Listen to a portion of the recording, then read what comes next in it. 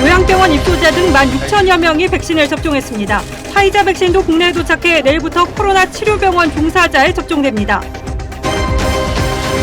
이성윤 중앙지검장이 검찰에 진술서를 내고 김학의 전 차관 불법 출국 금지 의혹 관련 수사 외압 혐의를 부인했습니다. 또 해당 사건을 공수처로 이첩할 것을 주장했습니다. 윤석열 총장이 민주당이 추진 중인 중수처법 신설 법안에 대해 전국 검사의 의견을 물었습니다. 검찰총장직을 걸고 대응에 나설 수도 있다는 전망도 나옵니다. 가덕도 특별법이 본회의를 통과했습니다. 심상정 정의당 의원은 가덕도 신공항 사업이 문재인 정부의 4대강 사업이 아니라고 말할 수 있냐고 반문했습니다. 미국이 친이란 민병대가 쓰는 시리안의 시설을 공습했습니다. 바이든 행정부의 첫 군사적 행동으로 북한 등을 겨냥한 경고라는 해석도 나옵니다. 미국 국채 금리 상승에 코스피가 3% 가까이 급락했습니다. 개인 투자자는 올 들어 역대 3위 수준으로 사들였지만 외국인은 역대 최대 규모로 팔았습니다. 로봇이 차량을 주차하는 기술이 본격화됩니다. 주차 면적을 30%까지 증대하는 효과가 있어 도심 주차 공간 해결에 도움이 될 것으로 보입니다.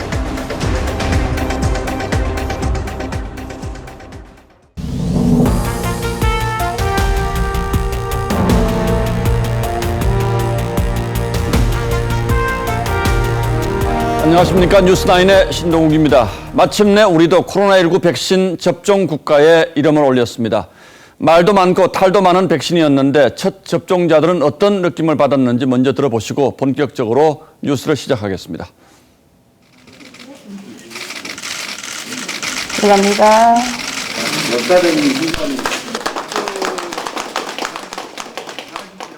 모든 분께 확신을 주고 싶어서 1등으로 자신 있게 신청했습니다. 아주 홀가분하고 좋습니다. 지금 이제 많이 이제 변하고 좋아요. 기대감이 있죠. 일단 가족들 만난다는 거하고 뭐 친구들도 보고 일반 주사 맞을 때하고 전혀 차이점은 없었습니다. 코로나 종식이 좀 하루라도 좀 빨리 되었으면 좋겠다. 예, 반응은 조금씩 다릅니다만 공통적으로 표정들이 밝군요. 이렇게 오늘 하루 동안 백신을 맞은 사람이 아직 정확한 집계는 아닙니다만 대략 16,000명 정도가 된다고 합니다. 먼저 황병준 기자가 보도하겠습니다. 오전 9시, 걱정과 기대 속에 역사적인 첫 접종이 전국 보건소에서 동시다발적으로 시작됐습니다. 국내에서 첫 코로나 환자가 나온 지 402일 만입니다. 요양시설 입소자와 요양보호사, 의사와 간호사 등 지역마다 1호 접종자는 달랐습니다. 연령도 20대부터 60대까지 다양했습니다. 만으로는 24살. 제가 제일 처음 맞는 거니까 그러니까 맞고 나서 후기 좀 알려달라고. 하지만 코로나 이전의 일상으로 돌아가길 바라는 마음만은 같았습니다. 그래서 집단 면역이 잘 형성이 되면 또 뭐 저희 어르신들이 마음껏 그 자녀들과 면회도 할 수 있고 또 여행도 가고 싶고요. 또 가족들하고 또 편하게 만나서 밥을 한 끼 먹을 수 있는 그런 것을 기대하고 있습니다. 전국 292개 요양병원에선 자체적으로 접종했습니다. 거동이 불편한 입소자들을 위해 요양시설 방문 접종도 이뤄졌습니다. 서로를 배려하고 격려하면서 그리운 일상을 향해 우리 모두 함께 한 발 한 발 나아갑시다. 방역당국은 오늘 오후 6시까지 16,800여 명이 아스트라제네카 백신을 맞았다고 집계했습니다. 일부 대상자들은 접종을 거부한 것으로 알려졌지만 몇 명이 거부했는지는 아직 파악되지 않았습니다. 2차 접종은 8주 뒤에 이뤄집니다. TV조선 홍명준입니다. 예, 보신 것처럼 대부분은 별 문제 없이 접종을 마쳤습니다. 그런데 일부 접종자들이 두드러기와 호흡 곤란 같은 부작용을 호소해 병원으로 옮겨지는 일도 있었습니다. 다행히 심각한 건 아니었고 곧 안정을 되찾았지만 의료진들이 한때 긴장했습니다. 이런 이상 반응은 대부분 주사를 맞고 난 뒤 30분 안에 나타났습니다. 서영일 기자가 취재했습니다. 서울 강남의 한 요양원. 입구에 구급차가 줄지어 서 있습니다. 잠시 뒤 환자들이 의료진의 도움으로 들것에 실리거나 부축을 받으며 나옵니다. 모두 백신 접종 뒤 30분 동안 관찰하다 호흡곤란과 두드러기 등의 이상 반응이 나타난 사람들입니다. 이들은 병원으로 이송된 뒤 모두 안정을 되찾은 것으로 알려졌습니다. 첫날 접종자 대부분은 가벼운 통증이나 어지럼증을 느끼는 정도였습니다. 실제로 맞아보니까 예방접종, 특히 가장 쉽게 국민들이 맞는 독감 예방접종보다는 통증이나 그런 증상들이 좀 덜 했던 느낌을 받아요. 가벼운 증세도 금방 사라졌습니다. 떨리는 감이 있어요. 이게 속이 살짝 메스껍거나 그런 증상이 있었는데 지금 괜찮아요. 다들 긴장한 것 때문에 처음에 이상 반응 같은 증상이 나타났지만 다 긴장 때문이에요. 대부분의 사람은 안전하게 받을 수 있다는 거를. 방역당국은 접종기관에서 30분 머물며 증상을 지켜본 뒤에도 귀가 후 3시간, 또 접종 후 3일까지는 이상 징후를 관찰해야 한다고 강조했습니다. TV조선 서영일입니다. 백신 불안을 해소하자는 차원에서 대통령이 1호 접종자가 돼야 한다는 논란이 한동안 정치권을 달궜었는데 문재인 대통령이 오늘 첫 접종 현장을 방문했습니다. 나한테는 언제 기회를 주냐고 물었는데 정은경 질병청장이 순서가 늦게 오길 바란다고 답했습니다. 이 답변을 두고 또 논란이 일자 청와대가 나서 해명하는 해프닝도 벌어졌습니다. 어떻게 해명했는지 김정우 기자가 전하겠습니다. 역사적인 1호 접종이신데 접종하는 것 좀 지켜봐도 되겠습니까? 문재인 대통령이 코로나 백신 접종 첫날을 맞아 마포구 보건소를 방문했습니다.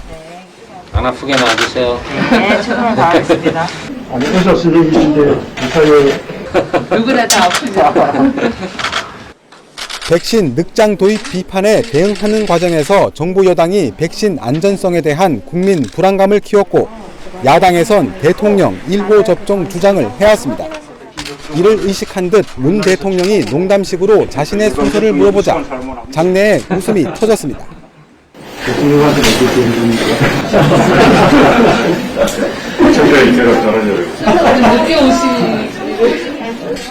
정은경 청장 답변의 의미에 대해 청와대는 대통령이 솔선수범해야 하는 불안한 상황이 오지 않길 바란다는 뜻이었다며 시스템에 따라 적절한 시기에 접종할 거라고 했습니다. 하지만 일부 백신에 대한 국민적 믿음이 부족한 상황 속에서 대통령의 접종 여부는 계속 정치권의 관심사가 될 전망입니다. TV조선 김정우입니다. 아스트라제네카 백신 접종에 이어서 내일은 코로나19 치료병원 의료진을 시작으로 화이자 백신 접종도 시작됩니다.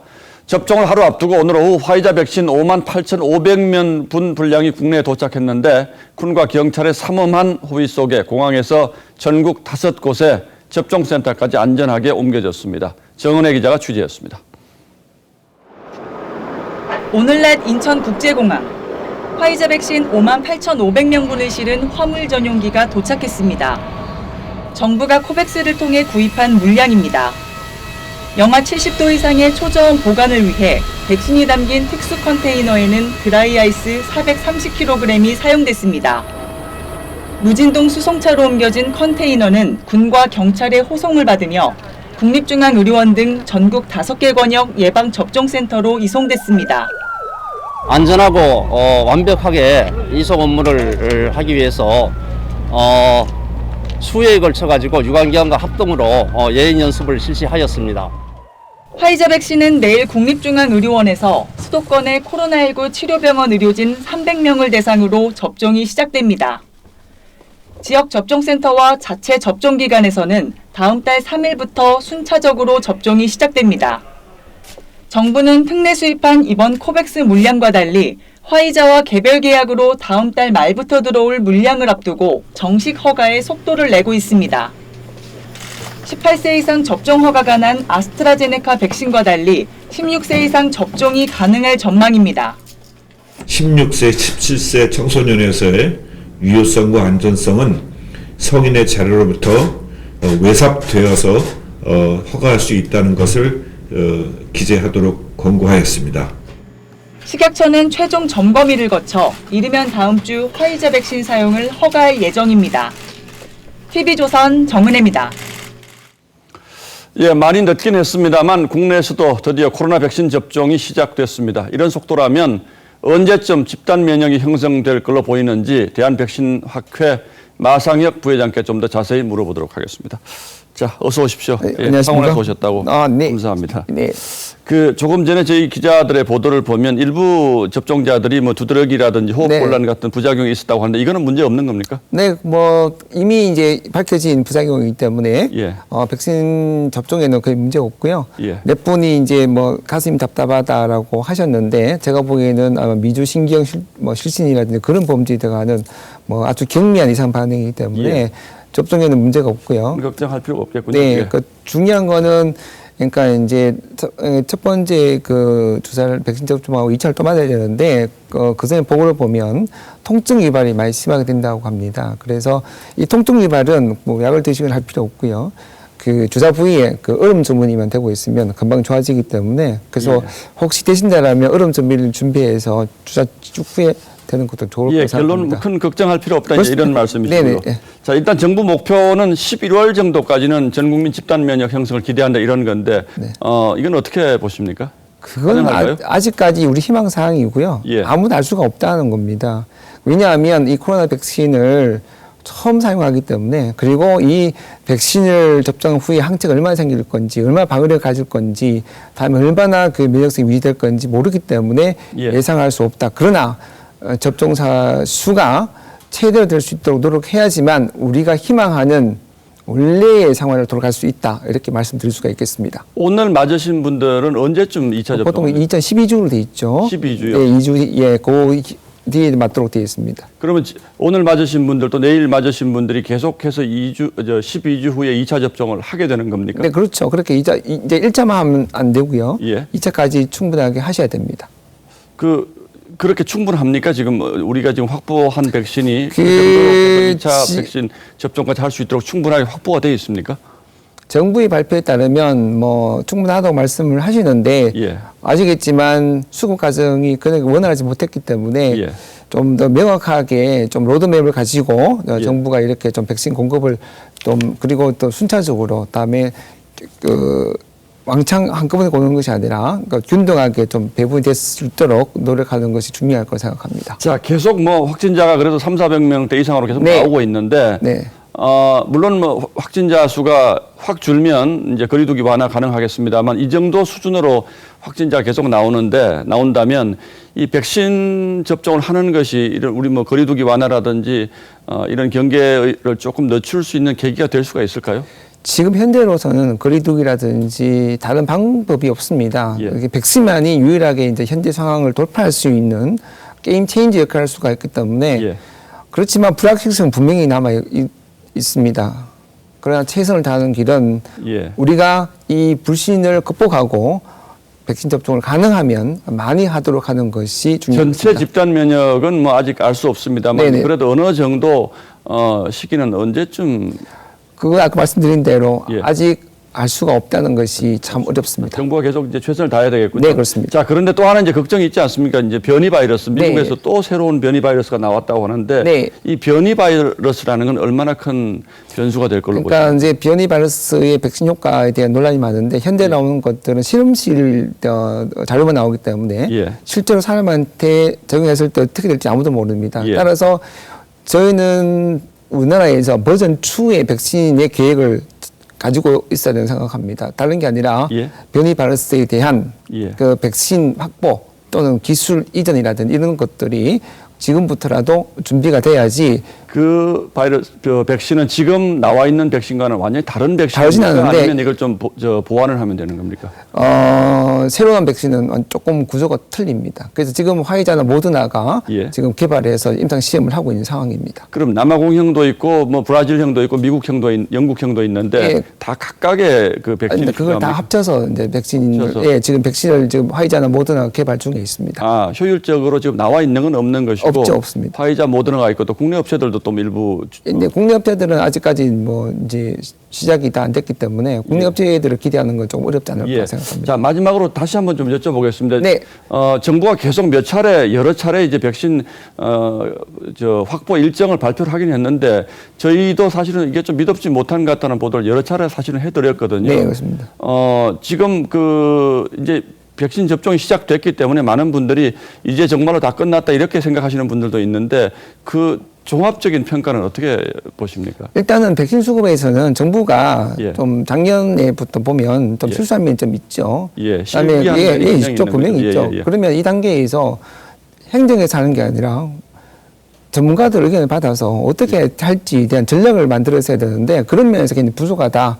두 번째는 앞으로의 백신 수급이나 이런 전략에 있어서 역시 전문가의 목소리를 담아서 일정하게 낼 필요가 있고요. 세 번째는 그러니까 우리가 질병관리청장께서 좀 주도적으로 했으면 좋겠다. 지금 너무 이제 정치적으로 나가다 보니까 좀 아쉬움이 좀 있다라는 말씀을 드리고 싶고. 그동안의 과정에도 분명히 정치적인 판단이 개입했다 이렇게 보시는 거죠. 그렇죠. 그래서 국민의 신뢰를 더 떨어뜨려서 이 백신이 불신을 더 조장하지 않았느냐 하는 생각이 들어서 그렇지만 이제 남은 건 뭐냐. 그래도 우리는 서로를 믿고 가야 된다는 거. 그런 걸 강조드리고 싶습니다. 오늘이라도 시작된 건 다행입니다만 사실 우리 경제력이라든지 여러 기술력을 봤을 때 우리가 전 세계적으로 100위 이하의 첫 접종 국가가 됐다는 건 좀 아쉬움이 있죠. 그렇죠. 그건 뭐 조금 문제가 있죠. 잘 알겠습니다. 지금까지 대한백신학회 마상혁 부회장이었습니다. 자, 고맙습니다. 고맙습니다.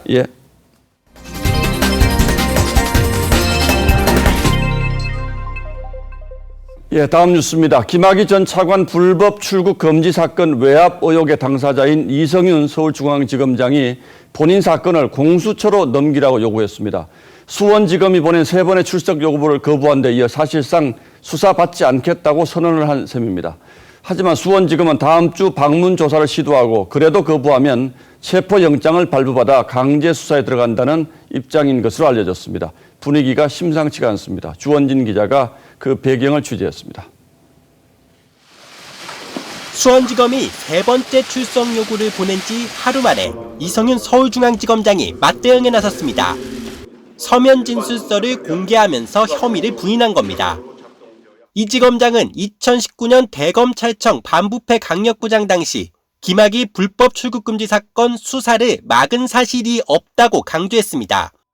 그러면서 본인 사건을 공수처로 넘겨야 한다고 주장했습니다. 공수처법상 수사기관이 검사의 혐의를 발견한 경우 공수처로 사건을 넘기도록 돼 있습니다. 검사와 수사관을 선발 중인 공수처가 수사에 착수하려면 빨라야 4월중 가능한 상황입니다. 이 지검장이 이를 염두에 두고 사실상 강제 수사를 피하려는 포석 아니냐는 분석도 나왔습니다. 수원지검 측은 이 지검장 진술서는 의견서일 뿐이라고 일축했습니다. 이 지검장이 사실상 불출석 의사를 내비친 만큼 이르면 다음 주 방문조사도 검토 중입니다. 수원지검 수사팀은 이 지검장이 방문조사까지 거부할 경우 수사 절차에 따라 체포영장 청구도 검토 중인 것으로 파악됐습니다. TV조선 주원진입니다. 검찰 내부 갈등의 또 다른 전선으로는 여권이 추진 중인 중대범죄수사청 문제도 있습니다. 이 문제와 관련해서 윤석열 총장이 직을 걸고 맡겠다고 했다는 보도가 나오긴 했습니다만 이건 아직 확인이 되지 않았고 다만 전국의 일선 검찰청에 의견 취합 지시를 내린 사실은 확인됐습니다. 이미 검찰 내부에선 중수청 설립에 대한 비판적인 의견이 상당한 것으로 알려져서 윤 총장이 다음 달 초 그야말로 직을 걸고 반대 입장을 밝힐지 관심이 쏠리고 있습니다. 최민식 기자가 검찰 내부 상황을 취재했습니다. 검찰의 직접 수사권을 완전히 없애는 중대범죄수사청 법안을 놓고 대검찰청이 전국 검사들의 의견을 모아달라고 요청했습니다. 기한은 다음 달 3일까지입니다. 여당이 추진 중인 이 법안의 핵심은 공수처와 경찰에 넘기고 남은 검찰의 6대 범죄 수사권까지 떼어내 중수청에 전부 넘기겠다는 겁니다. 일선 검사들은 심각한 수사 공백을 초래할 것이라며 강하게 반발했습니다. 한 지검장은 수사는 다른 곳에서 하고 검찰은 기소만 할 경우 재판 진행이 어렵다면서 이득은 범죄자가, 손해는 국민이 볼 수 있다고 질타했습니다. 평검사 일각에서도 검찰의 권력 수사를 하지 말라고 압박하는 것에 다름없다는 비판이 나왔습니다. 대검찰청은 전국 검사들 의견을 취합한 후 법무부를 통해 국회 법사위원회에 제출할 예정입니다. 국회에 최종 의견이 전달되기 전 평검사회의나 검사장급 회의가 소집될 가능성도 제기됩니다. 검찰 안팎에선 윤석열 검찰총장이 총장직을 걸고 공개 입장을 낼 가능성도 있다고 보고 있습니다. 검찰 고위 관계자는 검사들의 의견을 종합하고 법안의 최종 내용을 본 뒤에 윤 총장이 최종 입장을 낼 것이라고 전했습니다. TV조선 최민식입니다. 가덕도 신공항 특별법이 오늘 국회 본회의를 통과했습니다. 지난해 11월 민주당이 특별법을 발의한 지 불과 석 달 만입니다. 예비 타당성 조사는 물론 31개에 달하는 각종 인허가 절차가 모두 면제되는 전례를 찾기 힘든 특혜성 법안이 선거를 앞두고 통과된 겁니다. 선거를 앞둔 야당까지 여기에 가세했는데 정의당 심상정 의원만이 보궐선거용 매표공항이라고 강하게 비난했습니다. 이태희 기자가 취재했습니다. 가결되었음을 선포합니다. 가덕도 특별법이 발의 92일 만에 국회 본회의를 통과했습니다. 필요한 경우 예비 타당성 조사를 면제하고 사전 타당성 조사도 간소화할 수 있는 내용이 담겼습니다. 또 군사기지 보호법, 화재안전법 등 면제된 인허가 규제 항목만 31개에 달합니다. 찬성 181명, 반대 33명으로 대구 경북 지역 의원 다수가 반대했습니다. 가덕도 신공항은 부산만을 위한 공항이 아닙니다. 경상도와 전라도를 아우르는 많은 부작용을 불러일으킬 것이 자명합니다. 이렇게 졸속으로 추진해서는 안 된다는 점을. 반대표를 던진 정의당 심상정 의원은 보궐선거용 매표공항이라고 맹비난했습니다. 선거의 희생양으로 쉽게 생각해도 되는지 다시 묻습니다. 문재인 정부의 4대강 사업이 아니라고 말하실 수 있습니까? 국토위 소위에서 동네 하천 정비도 이렇게는 안 한다고 지적했던 민주당 조응천 의원은 찬성표를 던졌습니다. 2030년 이전 개항을 약속했던 민주당 이낙연 대표는 희망 고문이 끝났다고 했습니다. 희망 고문은 끝났습니다. 묵묵히 지켜봐 주신 문재인 대통령께 각별한 감사를 드립니다. 부산시는 특별법 통과를 환영한다며 내년 기본계획 수립을 거쳐 2024년 착공이 목표라고 했습니다. TV조선 이태희입니다.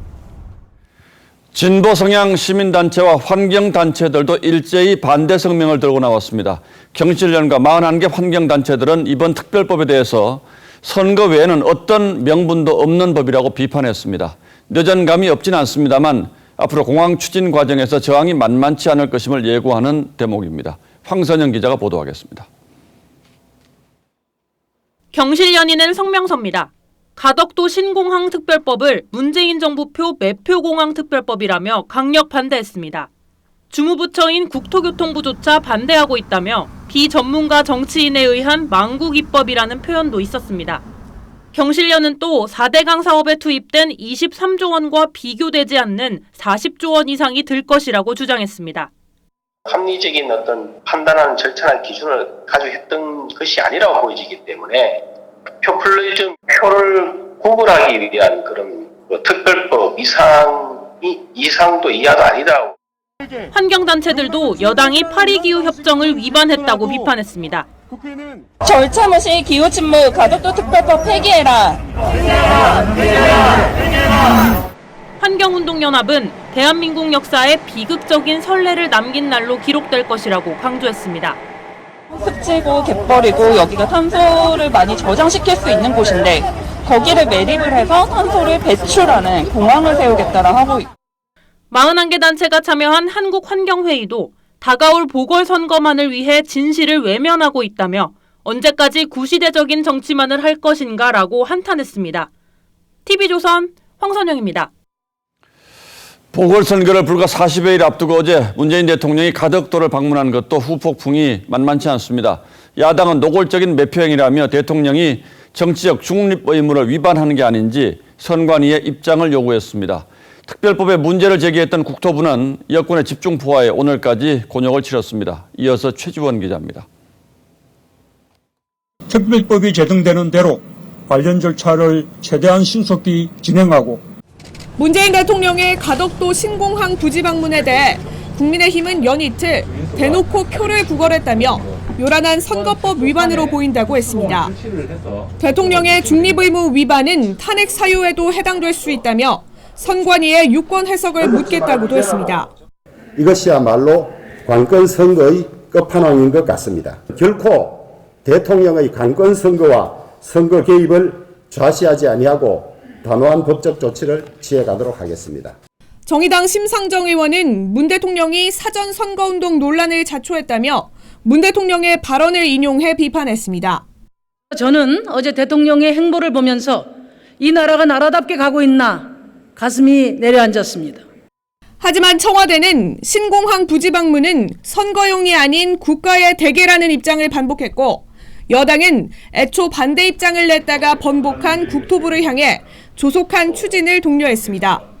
국회가 법을 만들면 정부는 따르는 것이 당연합니다. 최대 28조 원 넘게 들 수 있다고 했던 국토부 보고서는 사실상 거짓 보고라고 했습니다. 현실성이 없는 것을 전제로 해서 예산이 28조가 든다라고 보고한 것은 사실상의 거짓 보고입니다. 선거를 앞둔 여권을 밀어붙이기에 가덕도 신공항은 추진 궤도에 올라서게 됐습니다. TV조선 최지원입니다. 코로나 발생 상황 짚어봅니다. 이 신규 확진자가 이번 주 내내 300~400명대를 오르내린 가운데 오늘은 다시 400명대로 올라섰는데요.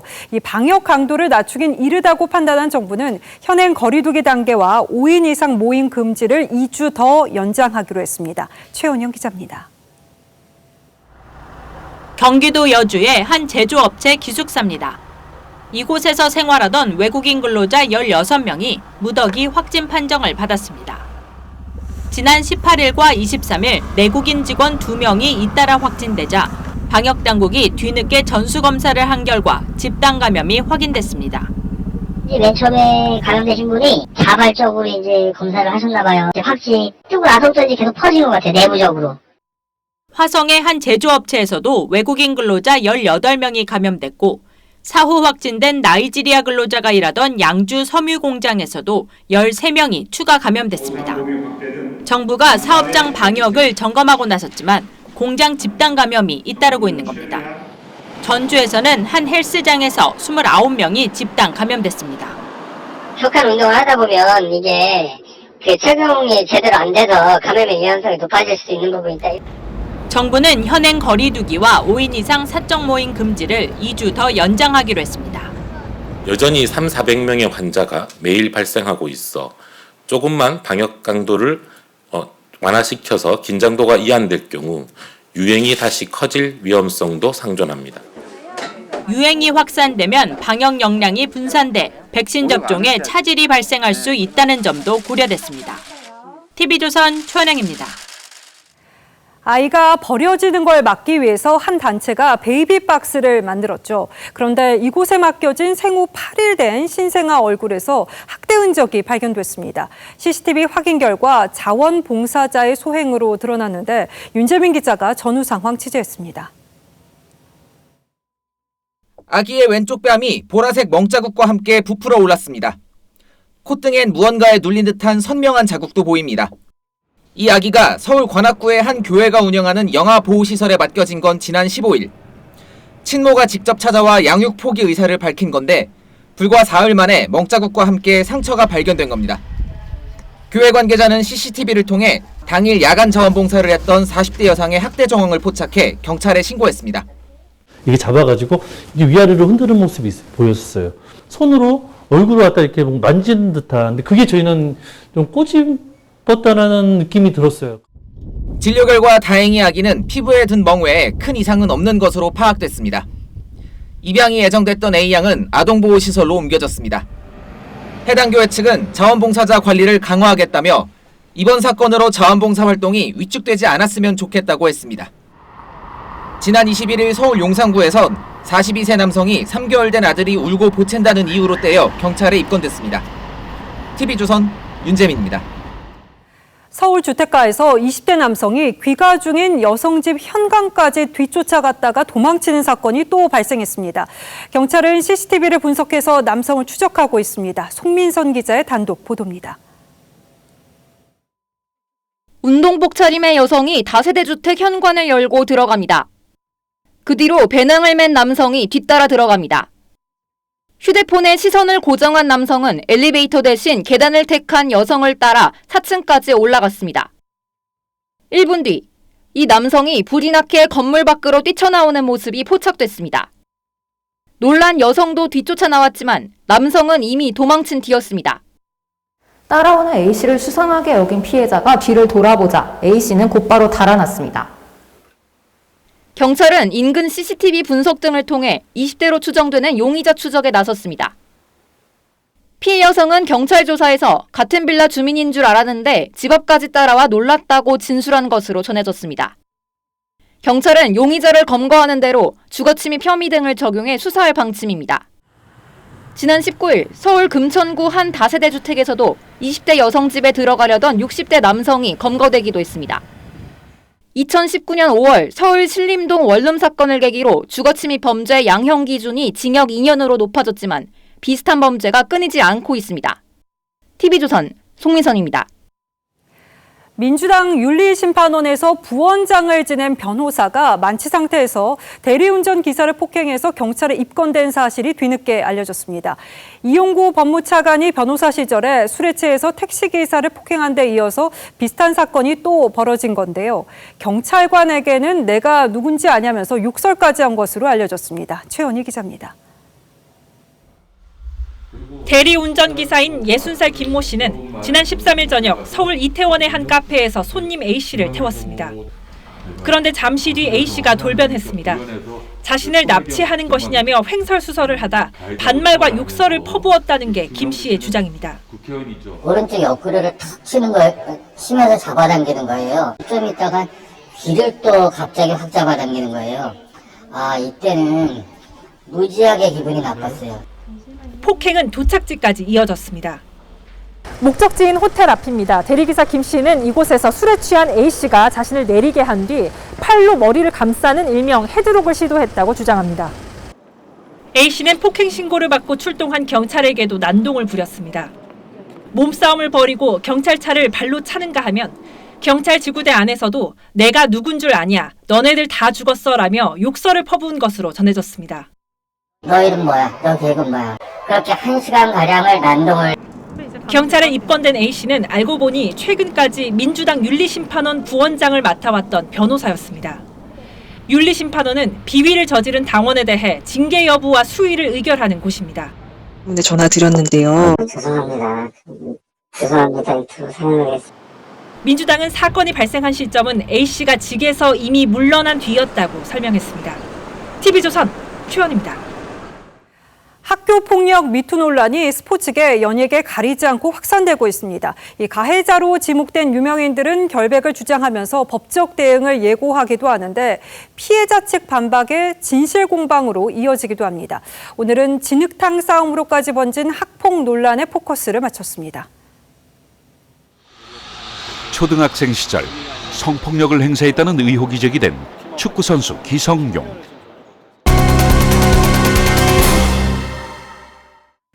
결코 그런 일은 없었다며 축구 인생과 가족의 삶까지 위협하는 심각한 사안에 적극 대응하겠다고 밝혔습니다. 이에 제보자 측은 충분하고 명백한 증거가 있고 기성용 측이 회유를 시도한 녹취도 있다며 비도덕적 행태가 계속되면 공개하겠다고 반박에 나섰습니다. 다시 기성용 소속사는 악의적인 행태를 지속하는 것에 경악을 금할 수 없다며 엄정하고도 단호한 법적 조치를 예고했습니다. 앞서 제보자들이 중학교 시절에 성폭력 가해자였다는 사실이 공개되는 등 공방은 격화되고 있습니다.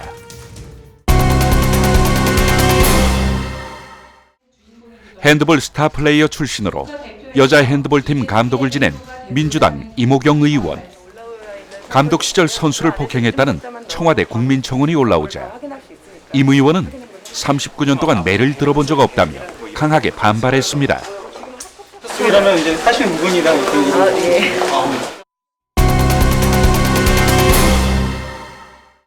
영화배우 박혜수의 학폭가해 논란은 반박에 재반박이 이어지며 수위가 높아지고 있습니다.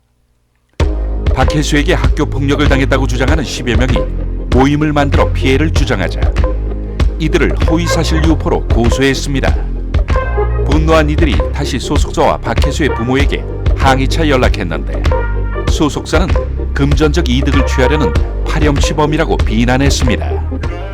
이에 피해자 모임은 2차 가해라며 맞서고 있죠. 누군가 조작을 했단 얘긴데 누가? 학폭 가해자였다는 의혹을 받고 있는 배우 조병규도 의혹을 강하게 부인하고 있지만 출연 예정인 프로그램 측은 일단 하차를 결정했습니다. 체육계를 시작으로 연예계 등으로 이어지며 끝없이 터져나오는 스타들의 학교 폭력 논란. 진실 공방이 어디까지 번질지. 뉴스9 포커스였습니다. 로봇이 사람 대신 주차를 해주고 횡단보도도 알아서 건너서 식사를 배달해주는 시대가 열렸습니다. 그동안은 규제 때문에 거리를 활보하지 못했던 로봇들이 일정 기간 허가를 받은 건데요. 걸림돌은 여전히 남아 있습니다. 오현주 기자가 취재했습니다.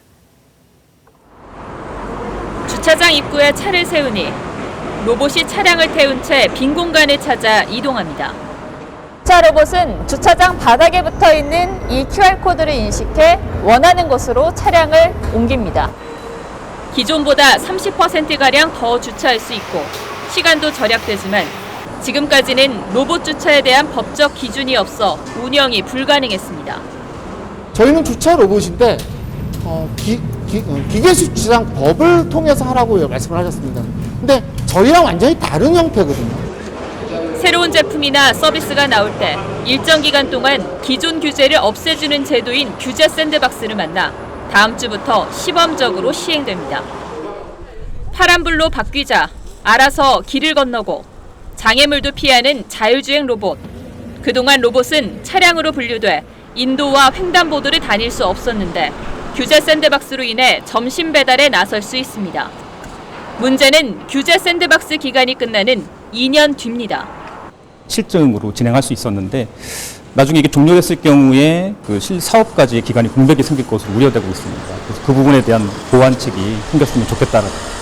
사업 단절을 막기 위해 유예 기간을 늘려주는 등의 내용이 담긴 이른바 규제 샌드박스 5법은 오늘 본회의에서 처리될 예정이었지만 상정조차 되지 못했습니다. TV조선 오현주입니다. 정부가 그제 광명 시흥 일대 7만 호가 들어서는 신도시 계획을 발표하면서 광명 뉴타운 일부까지 토지거래 허가 지역으로 지정했습니다. 이게 매매 까다로운 조건이다 보니까 당장에 투기 막자고 옆 동네까지 규제를 하는 거냐, 재산권 제한 아니냐는 반발 목소리가 나옵니다. 지선호 기자가 현장에서 나오는 얘기를 더 들었습니다. 광명 시흥 신도시 북쪽에 위치한 광명 뉴타운. 서울과 달리 재건축 재개발이 한창인 곳입니다. 정부는 그제 광명 시흥 신도시를 발표하면서 이 지역 일부를 토지거래 허가 지역으로 지정했습니다. 투기를 막기 위해 광범위하게 지정했다는 게 국토부의 설명입니다. 토지거래 허가 구역으로 지정하고 이상 거래 등 투기 수요에 대해서는 실거래 계획조사 등을 통해 투기 수요를 철저히 차단하겠습니다. 문제는 토지거래 허가 지역에선 실거주를 하지 않으면 집을 살 수 없기 때문에 거래가 쉽지 않다는 점입니다. 매물을 내놨던 일부 집주인들은 발등에 불이 떨어졌고 사실상의 재산권 제한이라는 볼멘 목소리도 나옵니다. 5월 안에 정리하셔야 되는 부분들이 있는데 이제 그런 물건도 나오면서 근데 그 이제 공급량이 많다 보니까는 많이 걱정들 하시고요. 정부는 투기 차단을 이유로 2월 4일 이후 사업 후보지에 집을 산 사람에게는 입주권을 주지 않고 현금 청산하겠다고 밝혀 재산권 침해 논란을 초래한 바 있습니다. 서울 집값을 잡겠다며 내놓은 대책이 오히려 특정 지역에 공급 폭탄이 돼서 그 지역 집값만 잡을 판이라는 비판도 나옵니다. TV조선 지선호입니다. 어제 폭등했던 코스피 지수가 오늘은 2% 넘게 떨어지면서 롤러코스터 장세가 또 한 번 이어졌습니다. 개인 투자자들은 저점 매수 기회로 보고 오늘만 3조 원 넘게 사들였는데요. 외국인은 역대 최대 규모로 팔았습니다. 본격적인 조정이 올 수도 있으니 대비해야 한다는 지적도 나옵니다. 이정현 기자입니다. 어제 3.5% 급등했던 증시가 오늘은 다시 주저앉았습니다.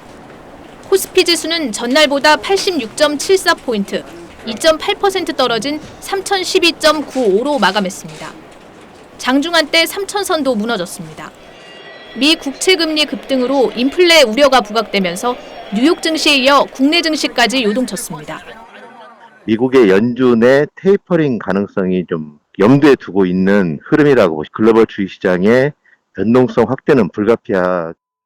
외국인과 기관이 각각 2조 8천억 원, 1조 원 넘게 팔아치우며 주가를 끌어내렸습니다. 하지만 개인 투자자들은 3조 7천억 원 넘게 사들였습니다. 올해 들어 세 번째로 큰 규모의 순매수입니다. 저점 매수 기회로 판단한 걸로 보입니다. 하지만 기업들의 실적에 비해 주가가 미리 오른 측면이 있는 만큼 현금을 일정 비율 보유하면서 조정에 대비해야 한다는 목소리도 나옵니다.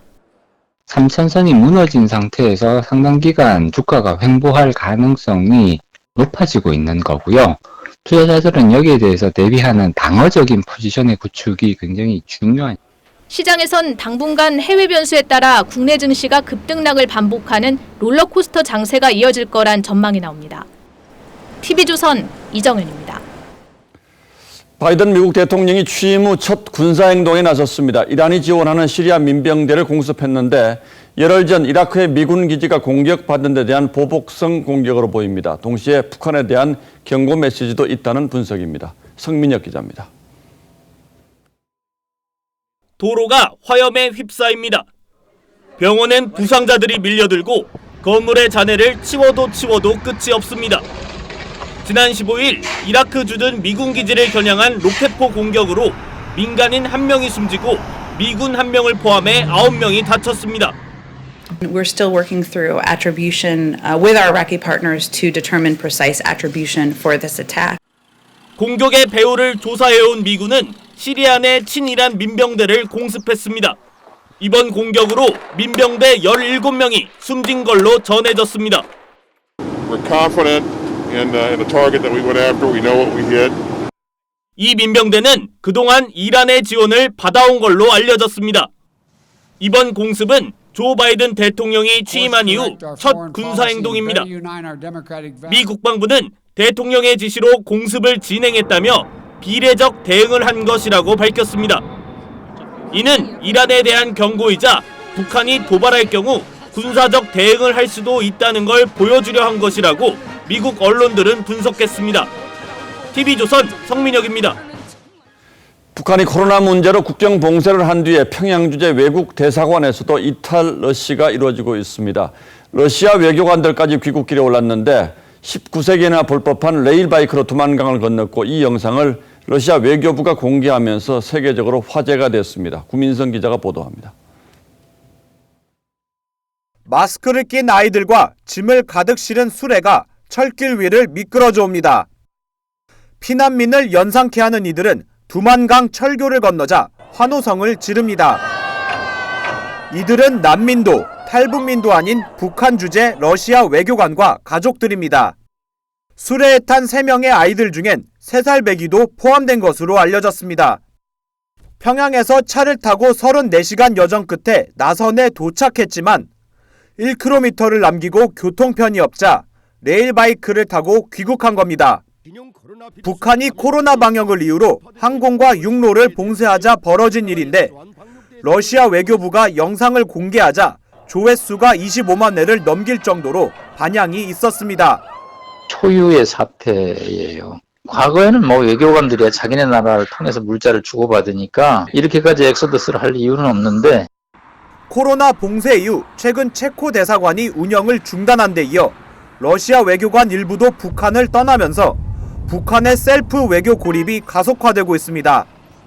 TV조선 구민성입니다.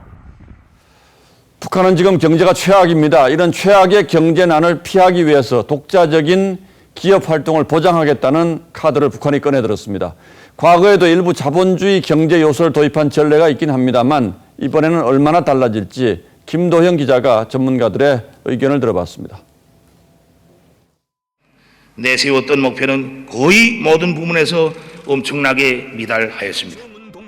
당대회에서 경제 실패를 자인했던 김정은 위원장은 한 달 뒤 격분한 모습으로 당 경제부장을 교체하며 조급함을 보였습니다. 단호히 치어갈겨야 한다는 데 대하여 특별히 언명하였습니다. 북한 내각은 최고 권력자의 요구에 기업 자율성 보장이라는 카드까지 꺼내 들었습니다. 기업체들이 생산과 경영을 독자적으로 주도할 수 있는 법적 보장 방안을 보고한 겁니다. 기업의 자율성이 보장되면 중국이나 베트남식 경제 개혁을 이룰 수 있을 거란 희망적 시도로 보입니다. 중국과 베트남 모두 공산주의 일당 독재에 시장 경제를 접목해 성공한 모델입니다. 김정은은 2018년 판문점 도보다리 회담에서 베트남식 개혁을 추진하고 싶다고 말한 걸로도 알려졌습니다. 하지만 동남아의 제조업 핵심 국가로 성장한 베트남과 달리 극한의 폐쇄 체제를 유지하는 한 자본주의의 꽃을 피우기 어렵다는 지적이 나옵니다.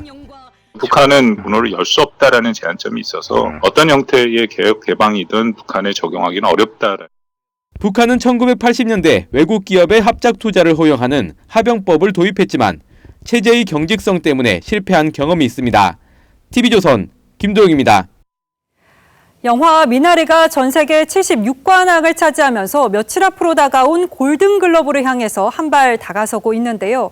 윤여정 씨 등 영화의 주역들은 화상으로 한자리에 모여서 따뜻한 가족애가 세계를 관통시켰다고 자평했습니다. 임서인 기자입니다. 전 세계 영화제에서 연기상 26관왕을 받았지만 정작 윤여정은 덤덤합니다. 상패는 한 개 받았어요. 말로만 전해 듣지 저는 아무 실감을 진짜 못하고 있어요. 나라가 넓으니까 상이 많구나. 지금 뭐 그런 정도로만 할머니한테 인사 안 할 건가. 윤여정은 할머니 순자 캐릭터를 전형적이지 않은 자유로운 해석으로 완성했습니다. 사람들은 다 제가 그 코미디 같이 등장했다고 그러는데 저는 그건 그렇게 생각했어요. 그 할머니도 아무리 미국을 처음 와도 정상적인 집이 아니라는 건 알 거예요. 그만큼 살았으면. 근데 그 딸을 이렇게 응원해 주느라고. 허허벌판을 개척하는 이민 1세대 가장 제이콥을 연기한 재미교포 2세 스티븐 여는 실제 아버지에 대한 이해를 녹였습니다. I didn't necessarily model Jacob after my father, but what it ended up being was I needed to get past that first barrier, and I realized in some way that I am my father. 한국적 정서가 묻어나는 이민자를 다뤘지만 전 세계의 공감을 얻으며 각종 영화제에서 74관왕을 기록한 미나리. How do we love each other in a difficult situation? And I think a lot of people relate to that. It doesn't matter what country we're from. 골든글로브 작품상이 아닌 외국어 영화상 후보에 오르자 홀대 논란이 일기도 했습니다. 한국 시간으로 다음 달 1일 열리는 골든글로브 시상식. 미나리의 결과에도 이목이 쏠리고 있습니다. TV조선 임서인입니다. 전국 피겨스케이팅 종합선수권에서 김혜림과 차준환이 남녀 정상에 오르면서 세계선수권 티켓을 따냈습니다. 피겨 간판 유영은 점프 실수로 탈락의 고배를 들었습니다. 장동욱 기자입니다.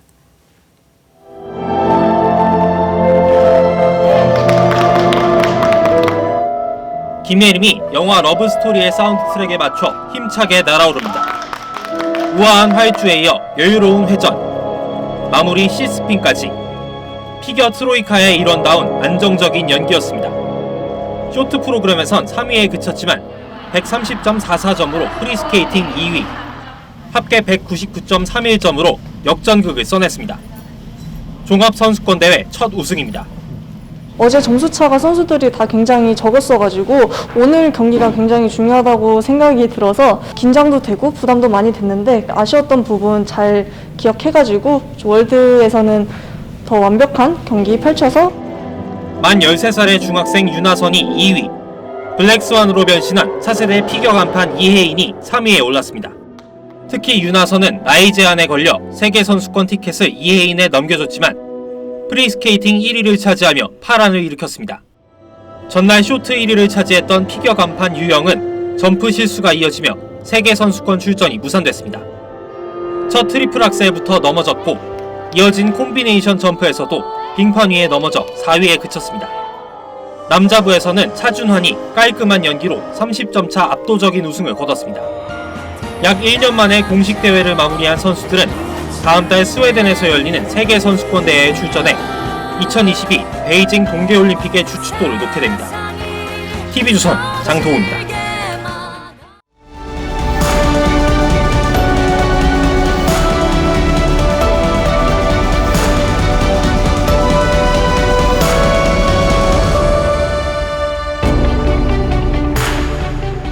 비상등을 번쩍이며 리무진으로 대로를 질주하는 대신 아무도 몰래 소년 가장의 골방을 찾아 하룻밤 묵어가는 이 땅에서 국민이 대통령의 행차와 거동에 감동받는 일이 얼마나 있었던가요? 우리도 그런 대통령을 갖고 싶다는 소망을 20몇 년 전 한 시인이 노래했습니다.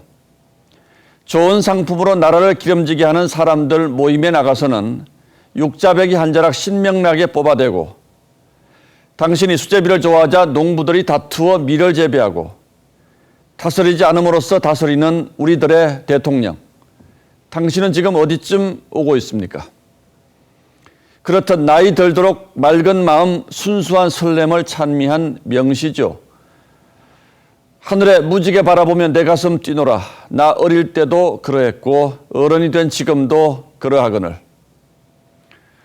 부산 가덕도 바다로 배를 타고 나간 문재인 대통령이 신공항 예정지를 눈으로 보니 가슴이 뛰는다고 했습니다. 이낙연 대표, 홍남기 부총리를 비롯해 당정청 핵심 인사들을 20명 넘게 대동하고 이렇게 말했습니다. 신공항을 반드시 실현시키자. 문재인 대통령의 부산 방문은 1년 만입니다. 공교롭게도 작년엔 총선 2달 전, 이번엔 보궐선거 40일 전입니다.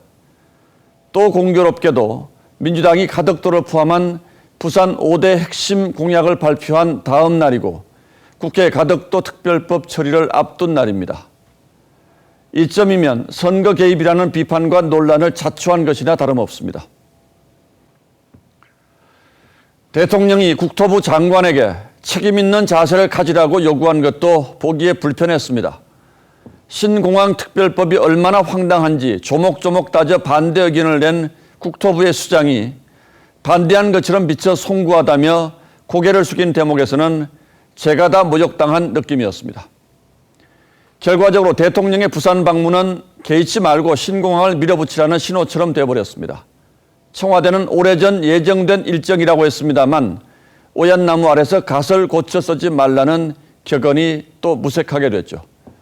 한술 더 떠 갓 쓰고 오얏나무에 찾아가 오얏, 그러니까 자두를 쳐다보며 설렌다고 한 격은 아닐런지요. 어린 단종 임금이 공자 말씀 사무사의 뜻을 묻자 박평년이 이렇게 답했습니다.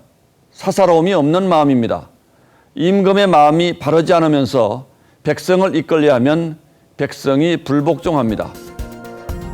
2월 26일 앵커의 시선은 가덕도로 간 대통령이었습니다.